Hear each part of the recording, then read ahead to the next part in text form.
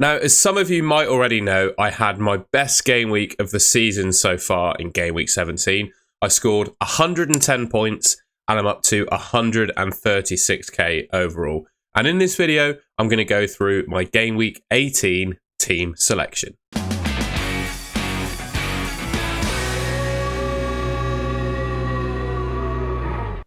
Okay, I'm going to start by looking at my team and how it got on in game week 17. I'm not going to spend too long on this because I've already talked through it in fair detail in my transfer plans video I made earlier on in the week. So in fear of completely repeating myself, I'll go through it a little bit quicker this time. I think to summarise, game week 17 was a lesson for me in patience. I've had a lot of lessons given to me from FPL recently of underperformance of my team. And I've had 3 or 4 really quite bad game weeks in a row. But what I've done is I've held on to the players that I knew were good assets. They just weren't necessarily performing in recent weeks. Namely, Rodgers and Semenyo. Rodgers with his goal and assist. Semenyo with his goal.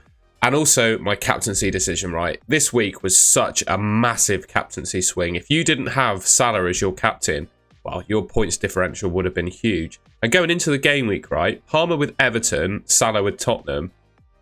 I always felt that Salah was the better captaincy option. I did feel like Tottenham were a weaker defence than Everton's. And I actually had some stick in the comments from people saying that Tottenham were actually better than Everton defensively. I think my opinion on that was proven. But again, you know, you can't tell me there was a whole lot to separate the two. So if you went for Palmer or anyone else as captain, unlucky really, because I don't think, well, Isak as well. I don't think there was a whole lot between Isak, Palmer and Salah as your captain in going into game week 17. And obviously Salah comes away with 42 points as my captain.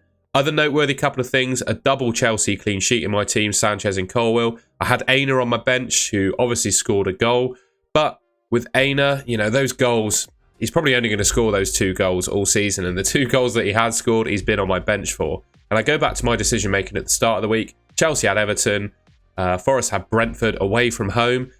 I always felt the Chelsea clean sheet was more likely than the Nottingham Forest one, and no one could have predicted, I don't think, Aina to score a goal, given I think he's put up 0.3 XG all season long. So he's on my bench. It is what it is. I go back to that decision I made to bench him. I'd make it all over again with the information I had. Clean sheet for Robinson, hat-trick for Isak, and a yellow card and clean sheet wipeout for Timber. And another blank for Haaland.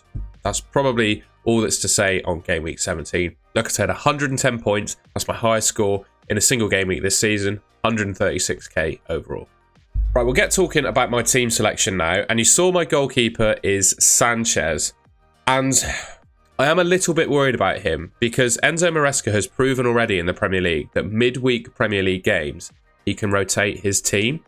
The question is, will he rotate it for the Boxing Day fixtures or New Year's Day fixtures or not? That's the challenge, and I've no idea. I've no idea how Chelsea are going to line up, whether he'll do that or not, which makes me think, is it worth trading my goalkeeper?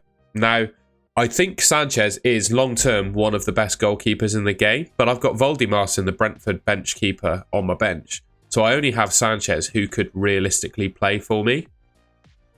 And the 2 goalkeepers I could potentially go for are Dean Henderson and Sells. I massively back the Forest defence. I think they're either at least the 3rd best defence in the league, maybe 2nd at the moment. They got Tottenham at home in 18 though, which is a horrible fixture, isn't it? Tottenham seem, yes, they concede lots of goals, but they seem to be able to score against pretty much anyone. So will Forest keep a clean sheet against Tottenham? I don't know, probably not. And I might have to start Aina this week as well because Robinson's got Chelsea. And I think there is a case to start Aina. So if I went for Sells, with the thinking that Sanchez isn't going to play in game week 18, I'd have double Nottingham Forest defence against Tottenham, and I'm not huge on that. An alternative, and it would actually save me a bit of cash, is going for Dean Henderson, who I would say for Crystal Palace, they have just in general turned their form around a little bit, right up until, of course, they played Arsenal when they conceded 5 goals. So that puts me off Henderson a little bit as well. But yeah, I'm a little bit worried about that Chelsea rotation, so one of these goalkeepers could be coming in. I think I am going to stick with Rob Sanchez. Now, I am a little bit doubtful as to whether he will start. But ultimately, I think changing him for Dean Henderson after Henderson has just conceded 5 goals, That does not fill me with confidence. And then being on, if I went for sells, I'd have double Nottingham Forest defence against Tottenham, which I can't say I'm massive on either. So double Chelsea defence against Fulham feels a little bit better than the alternative. So I'm going to start Sanchez in Colwill, Timber and Aina. And I'm also, you can see there on my bench, I've got Robinson, who I would say is a very respectable, you could well start him if you wanted to. But I'm referring to the 11-5 clean sheet model here. So this is clean sheet odds for game week 18. Arsenal 60%, Liverpool 47%, Man City 46%, Chelsea in third on 32%. I've got Robinson who sits on just 12%, and then Forest are on 20%. So looking at clean sheet odds alone, I've basically started my team in line with this model. So I don't think I'm going to make a defensive transfer here. I've got 3 free transfers and 0.6 in the bank to look at the rest of my team. So one topic that will be discussed this week by, I imagine, a lot of FPL content creators is the cheap midfielders. Now, I think, right, this might be controversial or not, depending on how you think of it. With the Saka injury, in my opinion, the best arrangement or the best setup for a midfield in FPL is to have Salah and Palmer. Those two should be locked into pretty much every team. And then alongside Salah and Palmer is to have 2 or 3 of these cheap midfielders. You could go for 2 in a super cheap one like Dibbling and then just start those 2 every week. Or you could go for 3 and make a benching decision every week, which I think could become a bit of a benching headache. What we've got here is a ranking of the best sub 6 million midfielders in the game, according to Fantasy Football Hub. If you want to see this data for yourself, by the way, there's a link to sign up for Fantasy Football Hub in the description. I'll get you 30% off and a 30-day free trial. You can just sign up Fantasy Football Hub using the link below. So this is how they've got it ordered. Ismaila Sarr is the #1 cheap midfielder in the game, followed by Ahmad, Semenyo, Iwobi, Rogers, and Enzo. If I were to pick 2, and I had to hold them all season, I would probably go for Ismaila Sarr, Rogers. I think Rogers is a lot better than those expected points are suggesting, although there's not a whole lot in it between them. You can see there's barely 1 point in it between him and Semenyo. But I do think Rogers is my pick of these cheap midfielders, just with how nailed he is for Aston Villa, how much Emery loves him, how influential he is to that team. I think of all of the 6 players, sorry, not 5, on this list, Rogers is the most influential in his team, which I think guarantees his minutes a little bit more. Although, of course, Aston Villa do have Champions League football mixed in, which obviously a lot of these other teams don't. But yeah, I'd rank Rogers as #1, probably Sarr as #2, Ahmad as #3, and Semenyo as #4, just. But ultimately, I don't think there's going to be a whole lot to separate these cheap midfielders, and I could chop and change. I've got Semenyo, and I've just said I think Ahmad is better than Semenyo, or Sarr is better as well, so I could make that transfer. But ultimately, I think the best way to play it is to pick 2 or 3 of them and just stick with them, because ultimately, they're going to score quite similar points, in my opinion.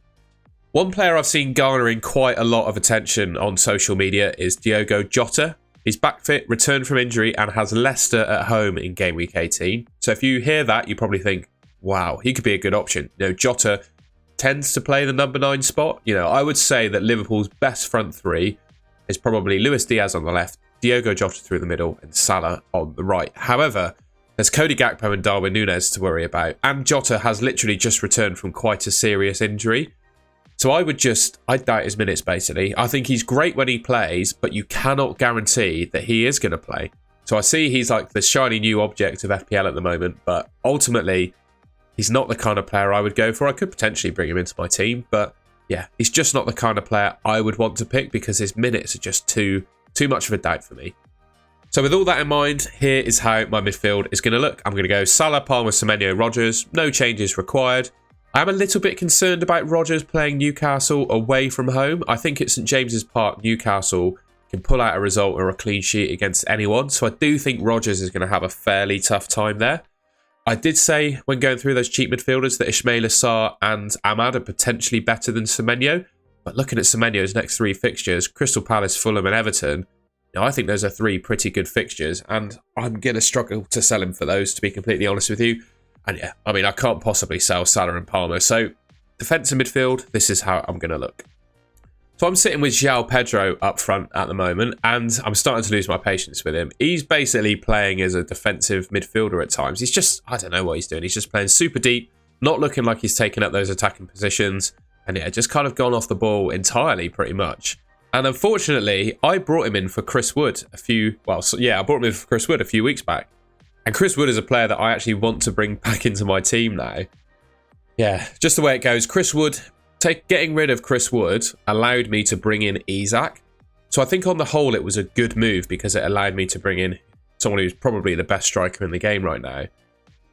But I do feel like I'm missing Chris Wood. And my time owning Chris Wood in FPL was one of my most fun experiences of owning a player in FPL ever. Because, I don't know, he has a bit of a reputation of just being a bit of a boring asset. But he just kept banging in goals when he was in my team. And his statistics, right, his stats over the last couple of seasons, I've mentioned this in a lot of my videos, they are absolutely crazy. So he started 20 games last season for Nottingham Forest and scored 14 goals.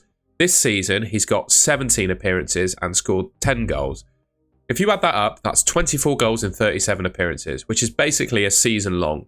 24 goals in a season for a 6.6 million striker is great value. And the fixtures he's got coming up, Tottenham, Everton, Wolves, Liverpool, admittedly is a tough one, but you wouldn't rule him out scoring in that one.